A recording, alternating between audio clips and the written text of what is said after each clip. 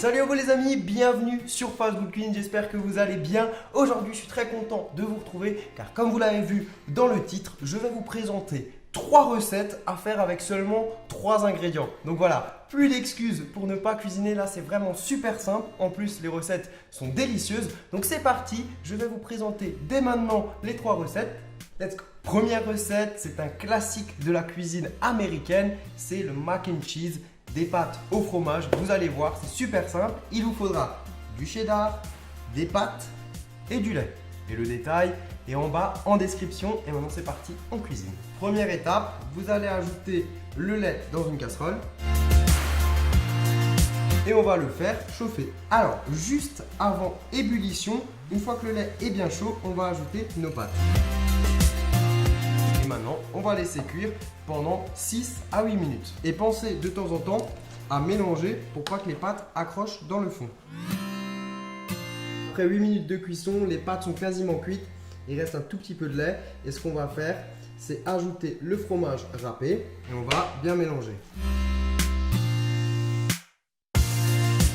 Donc voilà, c'est terminé. Il n'y a même pas besoin d'égoutter les pâtes parce que les quantités de lait et de pâtes sont déjà prêtes pour que vous n'ayez plus rien à faire. Maintenant, c'est parti. Je vais dresser ces pâtes dans un petit bol et je vous donne encore une petite astuce pour ajouter un petit peu de gourmandise. Et petite astuce, vraiment tout basique, mais ça fait la différence. On va rajouter un petit peu de cheddar râpé sur le dessus. Et voilà le résultat, c'est abusé, ça sent super bon. Il y a seulement 3 ingrédients et pourtant vous avez vos mac and cheese, vos pâtes au fromage juste prêtes. Voilà, vous êtes des chefs, donc c'est parti, on va quand même goûter. Franchement c'est basique, hein. C'est très basique, mais si vous n'avez jamais testé les mac and cheese, je vous invite à le faire parce que c'est délicieux. Maintenant on va goûter ma version avec 3 ingrédients. Deuxième recette, super simple également, on va faire un sandwich au fromage roulé, vous allez voir, c'est particulier. Ça vient aussi des US, c'est délicieux. Il vous faudra du cheddar en tranches, du pain de mie et du beurre. Tout simple. Première étape, on va prendre des tranches de pain de mie. On va enlever les croûtes.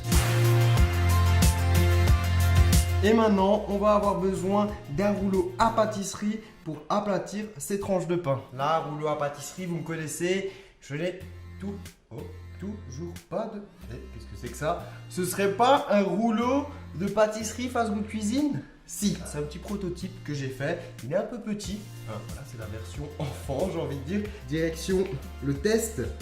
Donc, on va étaler et aplatir bien comme ça le pain. Et il marche bien. Ça marche mieux que le rouleau papier film.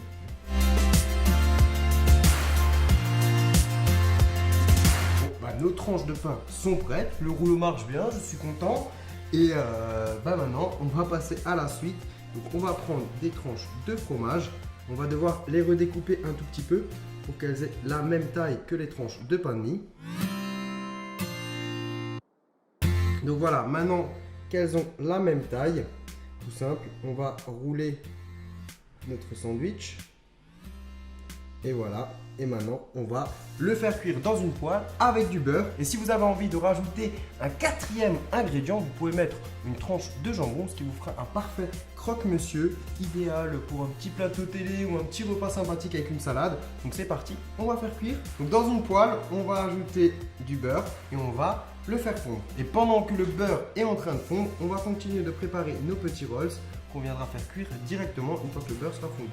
Dès que vous avez roulé le rolls, on va le déposer et on va venir le faire cuire.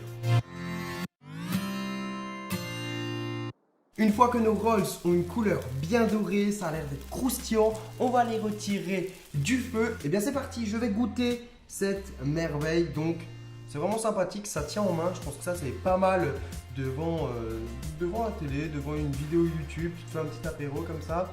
En tout cas, regardez à l'intérieur, on a le fromage, regardez-moi ça, oh là là, c'est parti, on va goûter.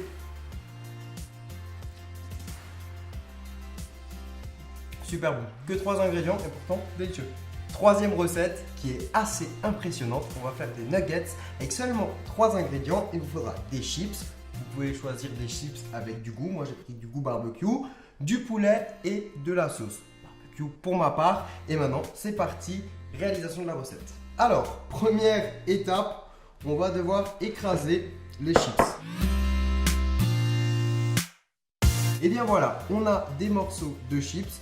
La taille, c'est plus ou moins cette taille-là. Ce sera parfait pour la suite. Donc maintenant, on va prendre le poulet. Vous pouvez enlever un petit peu s'il y a du gras en trop.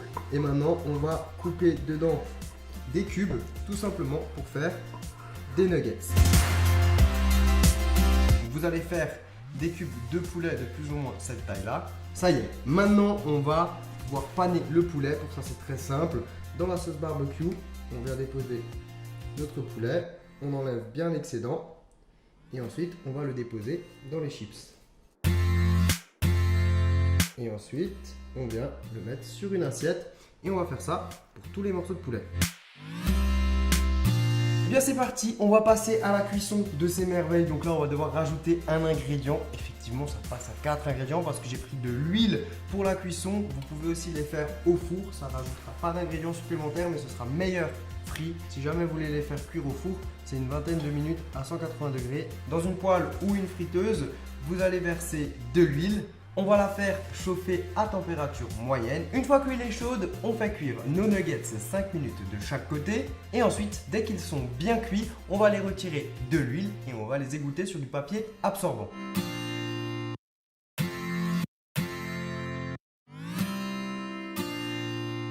Allez, c'est parti, dégustation, on va goûter ces petites merveilles de nuggets façon chips barbecue.